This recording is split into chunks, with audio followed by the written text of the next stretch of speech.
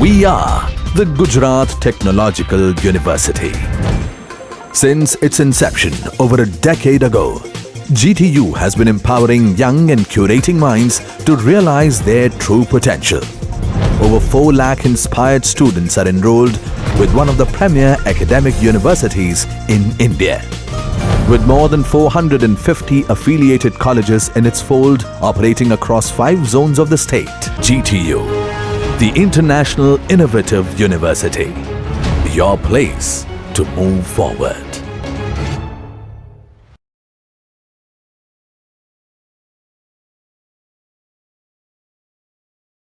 Hello everyone, today's lecture is on the process state transition diagram, what is the preemptive and non-preemptive CPU scheduling, and some of the schedulers of the operating system.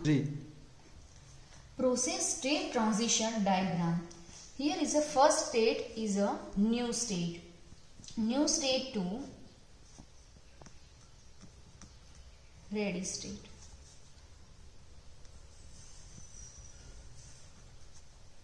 Process in the starting state, that is in the new state. New state in the program in the main memory. So that all process that is created and go for the execution. Execution to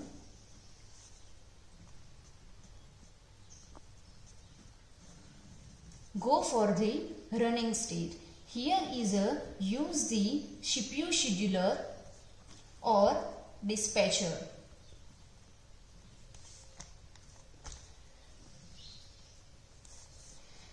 Based on the scheduler, CPU scheduling algorithm, ready to running state, all the processes will be go. That is called the dispatch all the process one by one from the ready state to running state.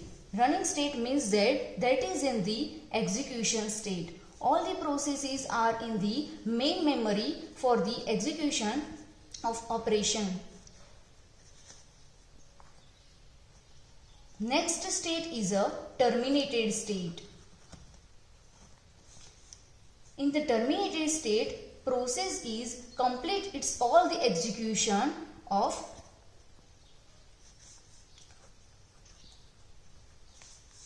process. So, next one is the termination of the process is done when the completion of the process and in the running state of process, if any process wants some IO operation, so that will be a go for the IO request through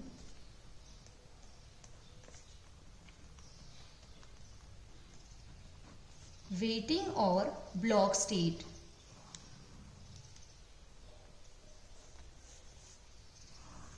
And then after, next is IO operation complete. After the running process, go to for the termination state, and the sum of the process is in the running state. At that time require some IO operation, so that they go for the IO request through waiting state and complete it execution of the IO operation, so that IO completion to go for the ready state. Based on the above, scheduler is main role is there, and go for the running state. Here is the all these 5 states are the main process state transitions diagrams. Next one is the suspend ready state.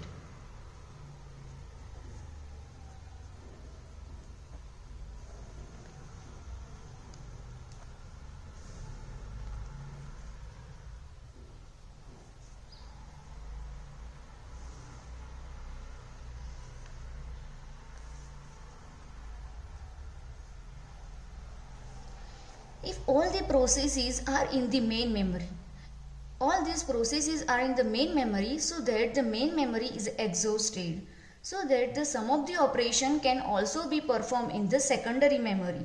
So some of the time CPU will go the main memory of processes to the ready for the suspend ready state for the secondary memory. These secondary memory states are that is called the suspend ready state, and after some time the main memory will having the space so that they can be resume all the process in the main memory and run the operation.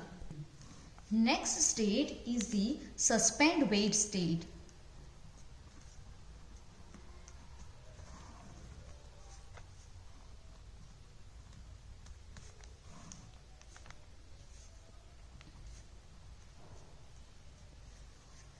In the suspend wait state, some of the operations, all the operations, IO operations that are done in the main memory.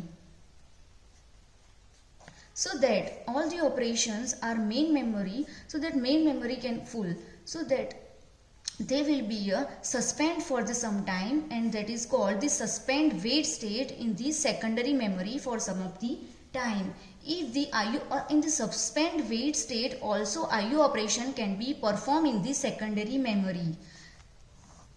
If completion of that suspend wait state, the process will go for the completed its execution or IO operation, but still they will be a go for the suspend ready state for some time, that is suspend ready state is in the secondary memory. From the suspend wait state to the resume state and resume state to IO operation complete to the ready state, they will be a go. Here new state, ready state, running state, termination state and waiting state, all these are the non-preemptive CPU scheduling steps or CPU scheduler that will be performed. If we can say that the preemptive CPU scheduling, then these will be a preemptive CPU scheduling. We can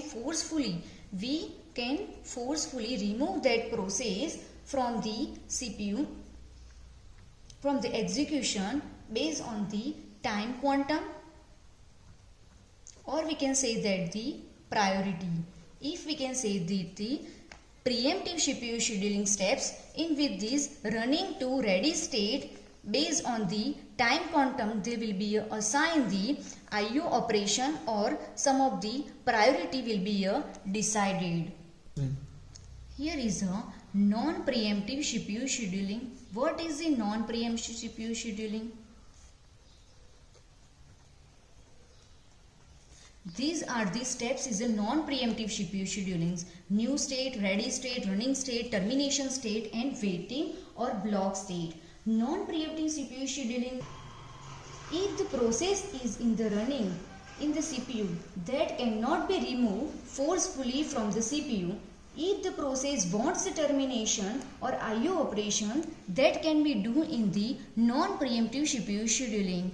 Means that this new state, ready state, running state and termination state and waiting state, we cannot forcefully remove that process. Here running to the termination state, completion of that process, running to waiting state, that process wants some IO operation, that can be by O1. That is the non-preemptive CPU scheduling steps. But if we go for the preemptive CPU scheduling, then what is the preemptive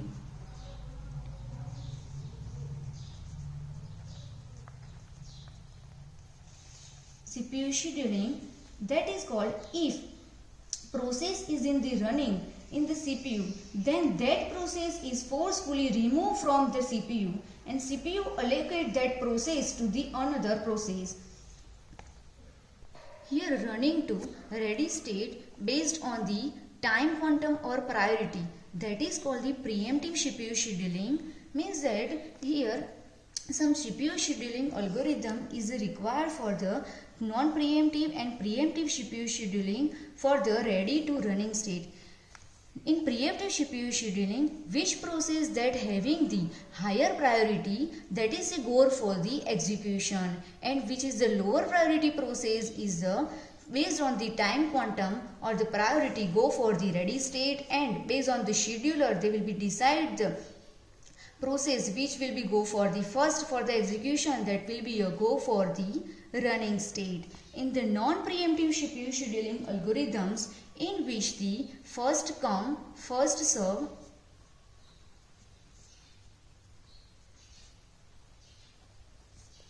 shortest job first. These all the algorithms are required in the non-preemptive CPU scheduling, and in the preemptive CPU scheduling, round robin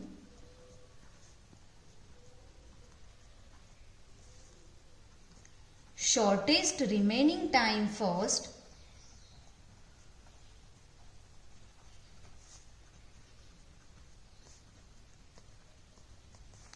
and priority based preemptive CPU scheduling.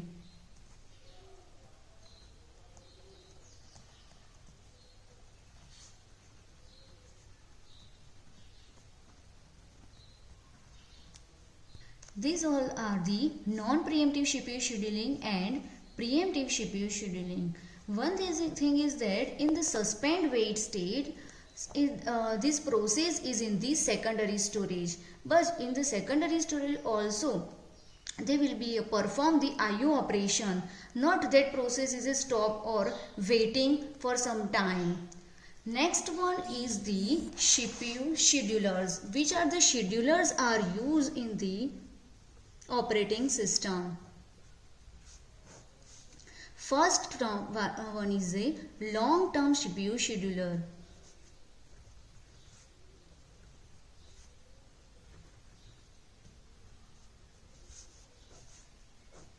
Long-term CPU schedulers means that process is in the new state to ready state. That is called the long-term CPU scheduler. In the long-term CPU scheduler, more number of process is in the ready state, so that the degree of multiprogramming is in the increasing. That is called the long-term CPU scheduler. Those are the new state to ready state. Next scheduler is the short-term CPU scheduler.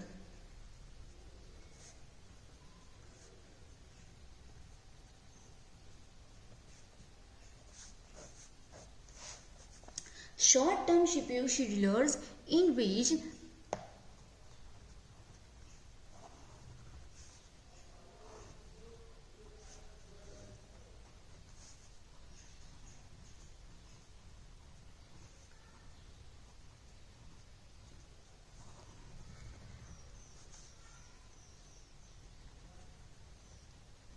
waiting state or block state to resume and suspend wait state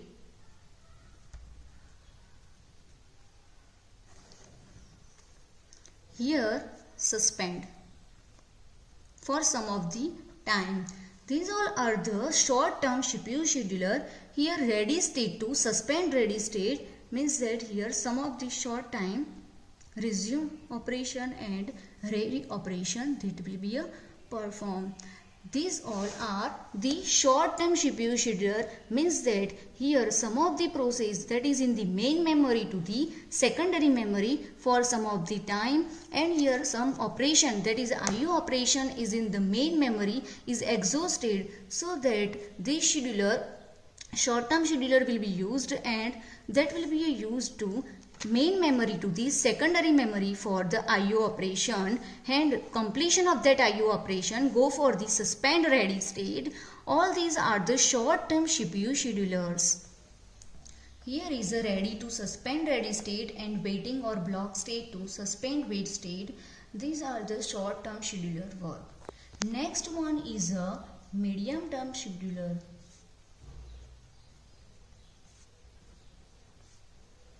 What is the medium term CPU scheduler? That is the ready state to running state. In the ready to running state, all the processes are in the main memory, that is go for the execution. For the ready state, that is called the ready state in the scheduler or dispatcher that is used. In the ready to running state, based on the scheduler, that is based on the non-preemptive CPU scheduling and preemptive CPU scheduling base. They will be a first come first serve, shortest job first, round robin. All these algorithms are used, and for the if they will be a preemptive CPU scheduling is done at that time, round robin and all these algorithms are used, and time quantum base or priority base running state to ready state they will be a go. If that is the non-preemptive CPU scheduling, go directly for the ready state to running state and running state to direct the termination state. But if that will be a preemptive CPU scheduling, that is if time quantum or priority means if any process that having the lower priority process, that process is a go for the running state to ready state, that will be for some of the time and waiting some of the time wait for the ready state, and which process that having the higher priority process, that is running state to execute that execution. These are the three schedulers: long-term CPU schedulers, short-term CPU scheduler, and the medium-term CPU scheduler.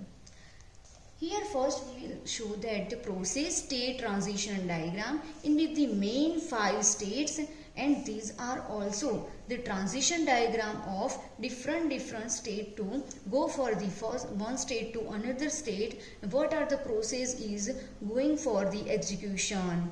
Here we will discuss about the non-preemptive CPU scheduling, preemptive CPU scheduling, and which are the algorithms that is required. Now we will go for the what is the process.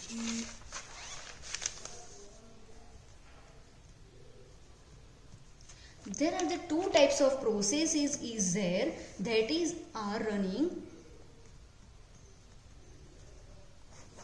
Which types of processes is there that is running? That is the CPU time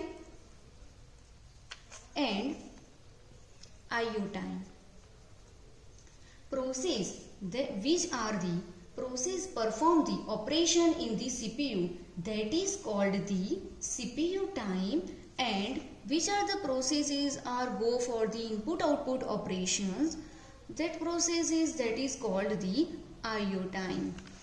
But what is called the CPU bound and IO bound?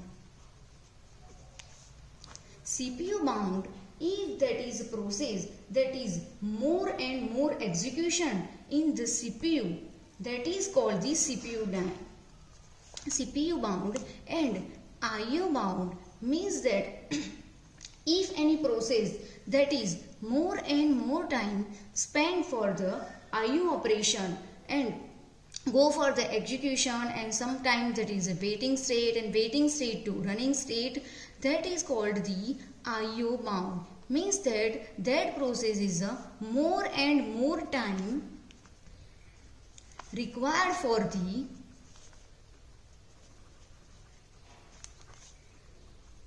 IO operation.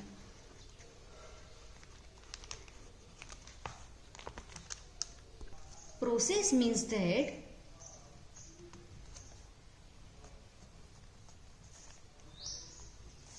any program that is in the execution.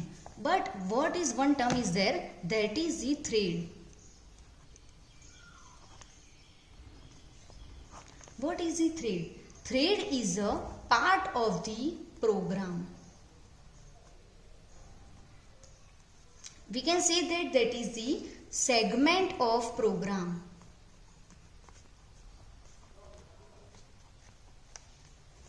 Thread requires the less time of execution, and program or process that is the required the more time for the execution. Process having the more time required for the context switching is more, and thread is required the less time for the context switching. This is one term is there with the process and thread, and thread transition diagram is somehow same as the process transition diagram. So that a process is isolated. And thread is a part of process.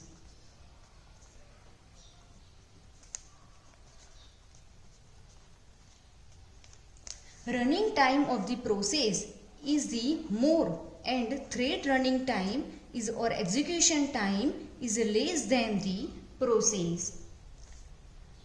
Here we will go for the state transition diagram. After that, non-preemptive and preemptive CPU scheduling algorithm, schedulers of the operating systems in with the long-term, short-term and medium-term CPU schedulers, and process that is in the CPU time and the input-output time, and one term is there, that is the thread. Thanks for watching this video.